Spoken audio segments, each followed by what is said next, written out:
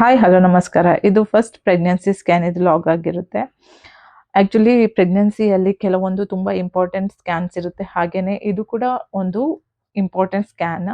ಈ ಸ್ಕ್ಯಾನಲ್ಲಿ ನಮಗೆ ಮಗುದು ಬೆಳವಣಿಗೆ ಕರೆಕ್ಟ್ ಪೊಸಿಷನಲ್ಲಿ ಆಗ್ತಾ ಇದೆಯಾ, ಯುಟರಸ್ ಒಳಗಡೆ ಆಗ್ತಾ ಇದೆಯಾ, ಹಾಗೆಯೇ ಮಗುದು ಹಾರ್ಟ್ ಬೀಟ್ ಪ್ರಾಪರ್ ಆಗಿ ಸ್ಟಾರ್ಟ್ ಆಗಿದೆಯಾ, ಸೈಜ್ ಕರೆಕ್ಟ್ ಇದೆಯಾ, ಹಾಗೆಯೇ ಡ್ಯೂ ಡೇಟ್ ಇದರ ಸ್ಕ್ಯಾನ್ ಮುಖಾಂತರ ಗೊತ್ತಾಗುತ್ತೆ. ನಮ್ಮದು LMP ಮತ್ತು ಸ್ಕ್ಯಾನ್ ಡೇಟ್ಗೆ ಡಿಫ್ರೆನ್ಸ್ ಇರುತ್ತೆ. ನಂದು 2 days ಡಿಫ್ರೆನ್ಸ್ ಇತ್ತು.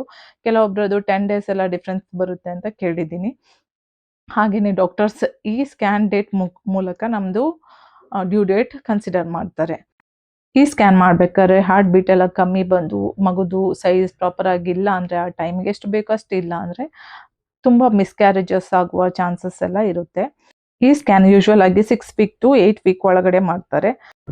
ಪ್ರಾಪರ್ ರಿಸಲ್ಟ್ ಬೇಕಂದರೆ 7 to 8 week ಒಳಗಡೆ ಮಾಡಿದರೆ ಬೆಸ್ಟ್. ನಂದು ಸ್ಕ್ಯಾನಿಗೆ 8 week ಸ್ಟಾರ್ಟಿಂಗಲ್ಲಿ ಕರೆದಿದ್ರು. ಹಾಗೆಯೇ ಈ ಟೈಮಲ್ಲಿ ನನಗೆ ಜಾಸ್ತಿ ಕಾನ್ಸ್ಟಿಪೇಷನ್ ಪ್ರಾಬ್ಲಮ್ ಸ್ಟಾರ್ಟ್ ಆಗಿತ್ತು. ಹಾಗೆಯೇ ವಾಮಿಟಿಂಗ್ ಜಾಸ್ತಿ ಇರೋದ್ರಿಂದ ಡಾಕ್ಟರ್ಸ್ ಕೆಲವೊಂದು ಮೆಡಿಸಿನ್ಸ್ ಎಲ್ಲ ಚೇಂಜ್ ಮಾಡಿ ಕೊಟ್ಟರು. ಹಾಗೆಯೇ ನಿಮ್ಮದು ಎಕ್ಸ್ಪೀರಿಯನ್ಸ್ ಹೇಗಿತ್ತು ಈ ಟೈಮಲ್ಲಿ ಅಂತ ಹೇಳಿ ನನಗೆ ಕಮೆಂಟ್ ಮಾಡಿ ಹೇಳಿ. Hope you like the video. Thank you for watching.